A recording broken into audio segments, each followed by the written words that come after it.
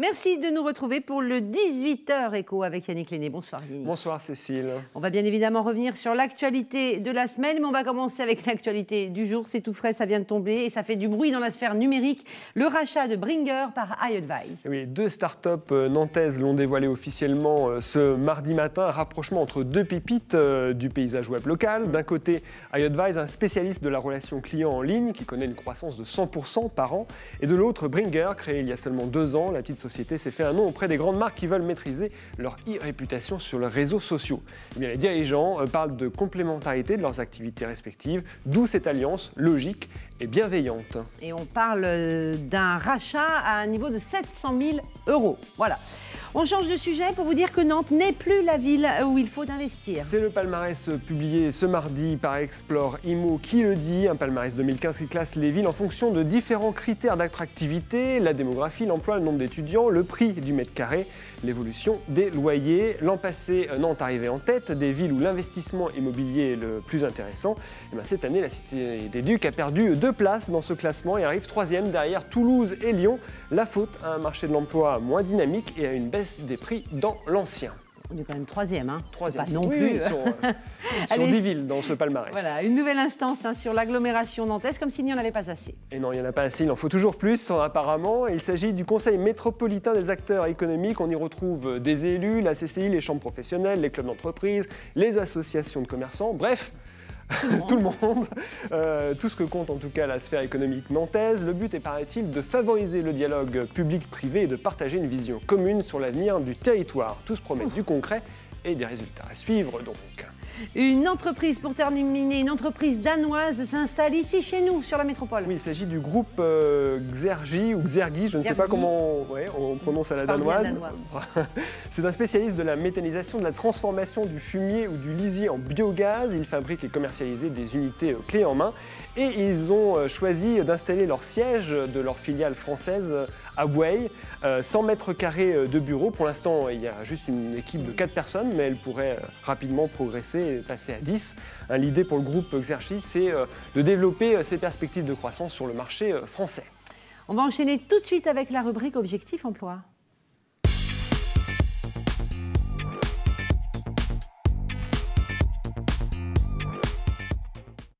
Et on poursuit notre série Un jeune, un pro en partenariat avec l'association de Rezé Escalade Entreprise et le lycée nantais Guisto. Un jeune en pro, vous la connaissez maintenant, cette plateforme internet qui permet à un jeune de moins de 26 ans en quête d'orientation professionnelle de rencontrer justement un pro. Cette semaine, eh bien, on va voir Quentin. Il veut travailler dans l'informatique et va découvrir le métier d'ingénieur système chez Tipco. Une rencontre filmée par les élèves de la classe audiovisuelle du lycée Guisto.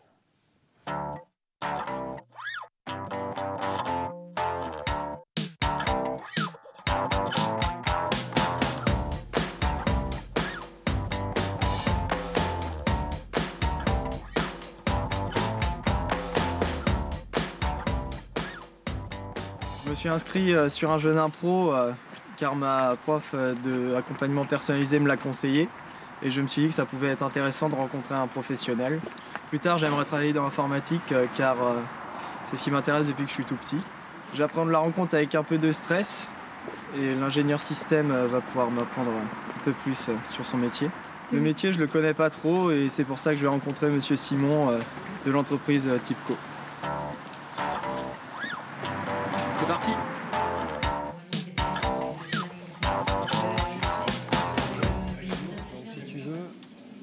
Donc là, il y a à peu près une centaine de personnes qui vont gérer 260 000 tickets à l'année. Donc les tickets, c'est quoi? C'est un appel. Et à partir de ces appels, on va les rediriger vers nos prestataires, nos collaborateurs locaux qui vont prendre en compte le ticket et intervenir chez les clients. Quel diplôme est nécessaire pour exercer votre métier? Gérer tout ce qui est diplôme autour de l'informatique, sur l'infrastructure des serveurs, avoir une bonne connaissance de tout ce qui se fait au niveau informatique, encore avoir un petit peu de notions de programmation, un petit peu de notions de système d'exploitation pour pouvoir après bien orienter ta voie. Est-ce que vous pourriez donner une fourchette de votre salaire? Oui, ça oscille entre 35 et 40 000 € par an. Alors tout s'est déroulé comme prévu, le professionnel était super sympa, il m'a bien expliqué, il a su répondre à mes questions. J'ai trouvé le professionnel très accessible et ça m'encourage à vouloir continuer à rencontrer d'autres professionnels. Et au revoir. Bravo aux élèves de la filière audiovisuelle du lycée Guisteau. Et on va passer maintenant à la séquence reportage. Et pour ce reportage de la semaine, Yannick, on va...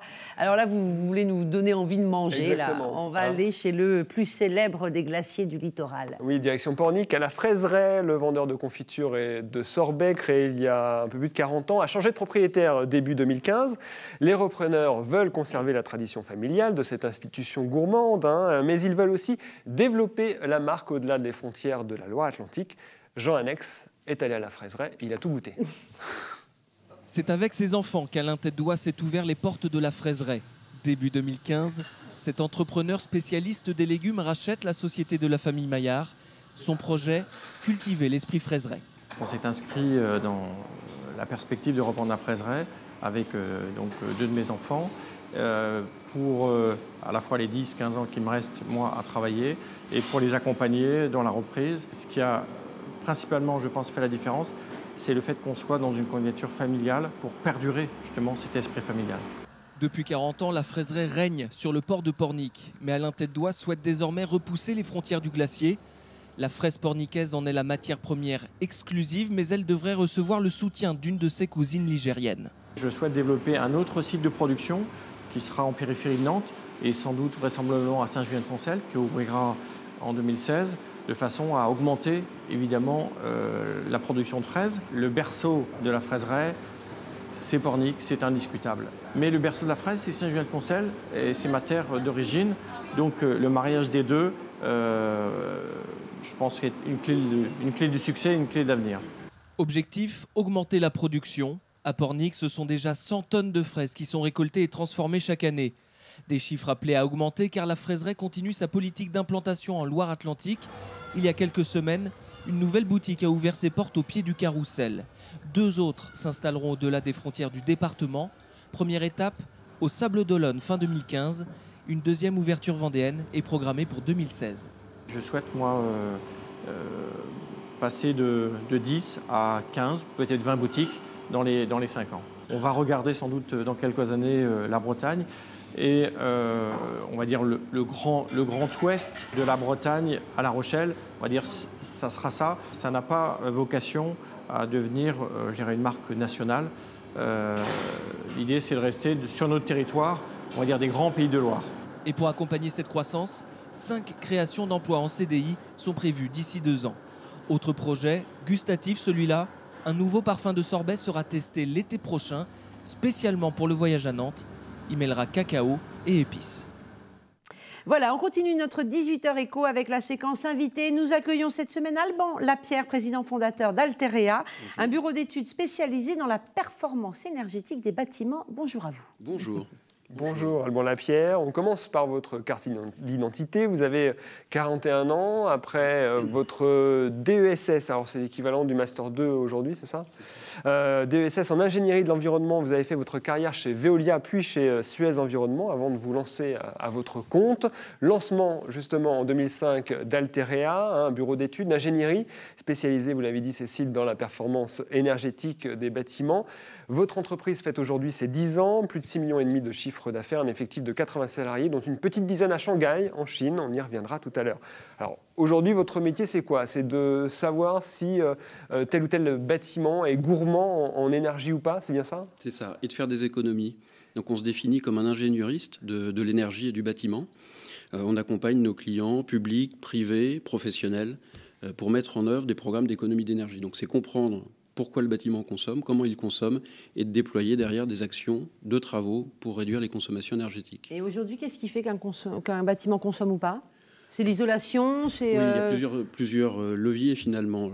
La performance des enveloppes, les déperditions, donc ça c'est effectivement les façades, leur isolation ou non, les fenêtres, leur performance, les systèmes énergétiques, donc la production de chauffage, la production d'eau chaude sanitaire, de froid, les systèmes de pilotage, de régulation, et puis le fait qu'il y ait ou non des énergies renouvelables qui permettent de diminuer les consommations et de diminuer surtout le coût finalement énergétique du bâtiment. Effectivement à Limoges l'une de vos réalisations, ou un bâtiment sur lequel vous êtes intervenu à Nantes.